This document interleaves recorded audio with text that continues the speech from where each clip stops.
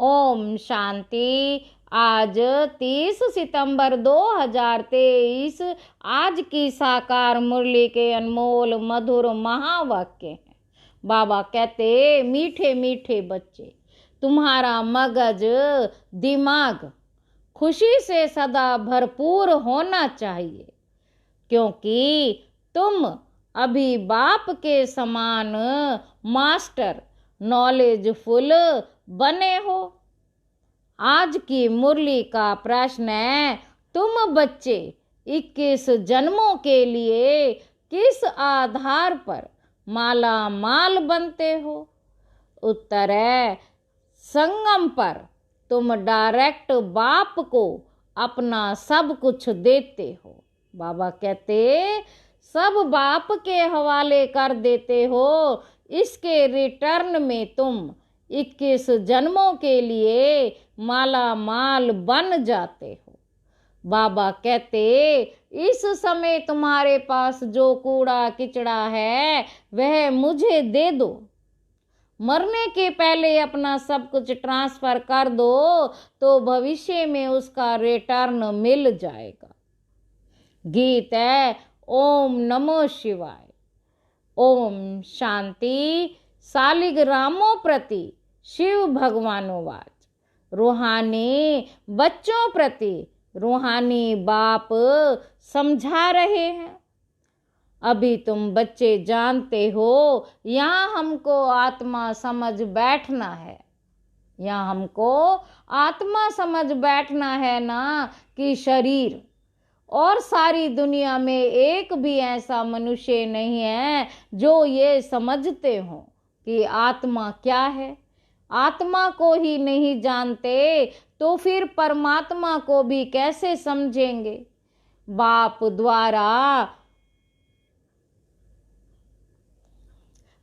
द्वारा ही आत्मा की समझानी मिलती है। आत्मा और परमात्मा को ही नहीं जानते, इसलिए ही मनुष्य दुखी हैं। अभी तुम बच्चों को यह मालूम हुआ कि इस ड्रामा की अथवा कल्प वृक्ष की आयु 5000 वर्ष है। यह तो समझते हो, उन्हों का बीज अगर चैतन्य होता तो बतलाता ना कि मुझ बीज में यह झाड़ ऐसे पैदा हुआ। अब वह तो है जड़, यह चैतन्य एक ही मनुष्य सृष्टि का वैरायटी झाड़ है। तुम बच्चों को अभी सारी नॉलेज है, तुम्हारे में भी नंबर वार पुरुषार्थ अनुसार शुरू से लेकर अंत तक सारे झाड़ को ज्ञान मिला हुआ है। जैसे बीज में सारे झाड़ का ज्ञान होता है, यह बाप है चैतन्य बीज रूप। गाते भी हैं परम पिता परमात्मा सत्य चित आनंद स्वरूप है। निराकार की महिमा गाई जाती है, उनकी महिमा सबसे बिल्कुल ही न्यारी है। मनुष्य तो कुछ भी नहीं जानते हैं, भल देवताओं को ये वर्षा यहाँ से ही मिलता है, परंतु उनको भी वहाँ ये ज्ञान नहीं रहता। वंडरफुल बात है ना, यहाँ अभी तुमको सारा ज्ञान मिलता है। बुद्धि में नॉलेज है, ये सृष्टि चक्र कैसे फिरता है, बाप आकर के नई राजधानी स्थापन करते हैं। तुम इस ड्रामा के एक्टर्स हो, सिर्फ तुमको ही ड्रामा के आदि मध्य अंत रचता और रचना का ज्ञान है। बाबा कहते, तुम इस ड्रामा के एक्टर्स हो, सिर्फ तुमको ही ड्रामा के आदि मध्य अंत का रचता और रचना का ज्ञान है, और किसी को है नहीं। ना शूद्र वर्ण को ये ज्ञान है, ना देवता वर्ण को ये ज्ञान है। कोई सुनेंगे तो वंडर खाएंगे। मनुष्य कहते, ये त्योहार आदि जो मनाते हैं वह परंपरा से चले आए हैं, परंतु बाप समझाते हैं सतयुग में तो ये होते ही नहीं। त्योहारों को कोई जानते ही नहीं। अभी तो कहते हैं ना, ये दशहरा दिवाली आदि त्योहार आने हैं, वहाँ तो ये कुछ भी याद नहीं रहता, एकदम निष्फुरने निश्चिंत हो राज्य करते रहते हैं। बाबा कहते, अभी यहाँ तुम्हारी बुद्धि का ताला खुला हुआ है, तुम एक्टर्स हो, यह इस ड्रामा के क्रिएटर, डायरेक्टर, मुख्य एक्टर्स, ड्यूरेशन आदि को जानते हो। यह नॉलेज जिसकी बुद्धि में रहेगी उनको अपार खुशी रहेगी। गॉड फादर को ही ये नॉलेजफुल ज्ञान सागर कहा जाता है। कौन सी नॉलेज है सिवाय तुम्हारे ये कोई भी समझ ना सके। गॉड को ही नॉलेजफुल वर्ल्ड ऑलमाइटी अथॉरिटी कहा जाता है। तो नॉलेज किसकी है? सभी वेदों, शास्त्रों, ग्रंथों, सृष्टि के आदि मध्य अंत की है। शास्त्रों में ये ज्ञान नहीं है, वह है ही भक्ति मार्ग के शास्त्र। सिर्फ पूजा करते रहो, बाकी रचयिता और रचना की नॉलेज कुछ भी नहीं है। बाबा कहते, ऋषि मुनि आदि भी कहते थे कि हम रचता और रचना को नहीं जानते। समझाने वाला एक ही बाप है, तो जानेंगे फिर कहाँ से? अभी तुम बाप द्वारा सुनते हो, फिर ये नॉलेज प्राय लोप हो जाती है। यह नॉलेज सिवाय तुम बच्चों के और कोई नहीं जानते। तुमको कितनी बड़ी नॉलेज मिलती है, तुम बच्चों को कितनी खुशी होनी चाहिए। वह लोग डॉक्टरी आदि पढ़ने के लिए, सीखने के लिए विलायत में जाते हैं, तुमको तो यहाँ ऐसा बनाते हैं जो वहाँ ये डॉक्टर आदि होते ही नहीं। बेहद का बाप जो नॉलेजफुल है, उन द्वारा हम सब कुछ जान जाते हैं। उनकी हम संतान हैं, तो ज्ञान से दिमाग मगज कितना भरपूर रहना चाहिए, कितनी खुशी होनी चाहिए। ऐसी कोई चीज नहीं जिसको हम ना जानते हो। वह लोग जो कुछ पढ़ते हैं वह तो कुछ नहीं है। भक्ति मार्ग के शास्त्र आदि कितने पढ़े हैं, परंतु ये तो कोई नहीं जानते कि ये सृष्टि चक्र कैसे फिरता है। बाबा कहते, तुम बच्चे अभी मास्टर नॉलेजफुल बनते हो, नटशेल में तो सब जान चुके हो, बाकी सिर्फ आत्मा तो तमो प्रधान है, उनको सतो प्रधान बनाना है। कोई है जो तमो प्रधान से तमो बने होंगे, कोई तमो से रजो बने होंगे, कोई रजो से सतो बने होंगे। सतो प्रधान नहीं कहेंगे। सतो प्रधान जब बन जाएंगे तो नंबरवार पुरुषार्थ अनुसार कर्मातीत अवस्था आ जाएगी। फिर तो नई दुनिया चाहिए राजाई के लिए, इसलिए पुरानी दुनिया का विनाश होता है। जब ये यज्ञ पूरा होगा तो सारी पुरानी दुनिया की आहुति पड़ेगी। यह पढ़ाई पूरी हो जाएगी, फिर नंबरवार पुरुषार्थ अनुसार कर्मातीत अवस्था को चक्र लेंगे। जैसे वह भी इम्तिहान पास कर फिर ट्रांसफर हो जाते हैं, तुम भी मृत्यु लोक से ट्रांसफर हो अमर लोक में चले जाएंगे। हम अमर लोक में थे, फिर 84 जन्म लेते लेते मृत्यु लोक में आ गए हैं। बाबा कहते, तुम कहते हो अभी हम पढ़ रहे हैं, फिर अमर लोक में जाकर देवी देवता बनेंगे। बाप ही मनुष्य से देवता बनाते हैं, पतितों को पावन देवी देवता कौन बनाएगा? देवता तो यहाँ कोई है नहीं जो देवी देवता बनावे। लक्ष्मी नारायण चाहिए ना, वह तो यहाँ होते ही नहीं। तुम बच्चे जानते हो, इस समय बाप ही आकर पढ़ाते हैं, स्वर्ग का राज्य भाग्य देते हैं। स्वर्ग था, लक्ष्मी नारायण का राज्य था ना। इन्हों को ये रजाई किसने स्थापन की? हेवनली गॉड फादर ने ही पैराडाइज सतयुग स्थापन किया। जहाँ देवी देवता राज्य करते थे वहाँ दूसरा कोई खंड था नहीं, दूसरा कोई खंड था नहीं। एक ही भारत था। बात तुम्हारी बुद्धि में है। हम जब राज्य करेंगे तो दूसरा कोई नहीं हो। तुम्हारी बुद्धि में ये सारा झाड़ है, इसका बीज ऊपर में है। वे सत्य चैतन्य आत्मा भी इम्पेरिसिबल है, बाबा भी इम्पेरिसिबल। जो बाबा में ज्ञान है वे तुमको सुनाते हैं। सारा झाड़ खड़ा है, बाबा ऊपर में है। उस समय मनुष्य तमो प्रधान कांटे हैं। झाड़ पुराना होने से जैसे सूख जाता है, इसलिए इनको कहा जाता है कांटों का जंगल। वहाँ होता है फूलों का बगीचा। बागबान है, किसी को खवैया, किसको बागबान, किसको माली कहते हैं। बाप है खवैया। तुम भी बोट चलाना सीख रहे हो। हर एक की नैया बहुत पुरानी हो गई है। नैया आत्मा और शरीर दोनों की बनी हुई है। गाते भी हैं, नैया मेरी पार लगाओ। अब नैया भी पुरानी तो शरीर भी पुराना, अब प्यार के पार कैसे हो और कहाँ जाएं? तुम जानते हो पार किसको कहा जाता है? मुक्ति धाम, जीवन मुक्ति धाम क्या चीज है? बरोबर बाप अभी पार ले जाते हैं। दुख धाम से सुख धाम अथवा विशेष सागर से खीर सागर में ले जाते हैं। वह सिर्फ गाते हैं नैया मेरी पार लगाओ। बागवान आओ कांटों को फूल बनाओ, तुम भी पहले नहीं जानते थे। अभी मूल वतन सूक्ष्म वतन सतयुग से लेकर कालयुग तब सब राज को जान गए हो। जो जानते हैं वही सुनाते हैं।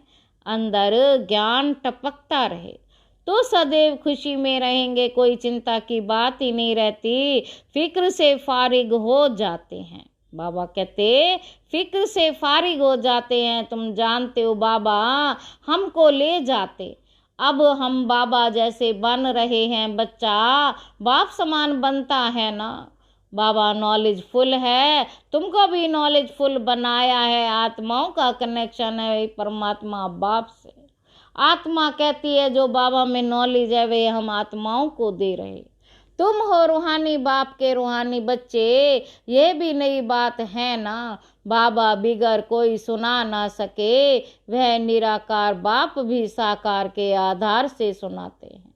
नहीं तो तुम सुन ना सको। बच्चों को बाप आप समान बनाते हैं। दुख हरता सुख करता वह बाप है। उनकी जो महिमा वह तुम्हारी भी है। कोई फर्क नहीं, बाकी क्या फर्क रहता है? हम जन्म मरण में नहीं आते।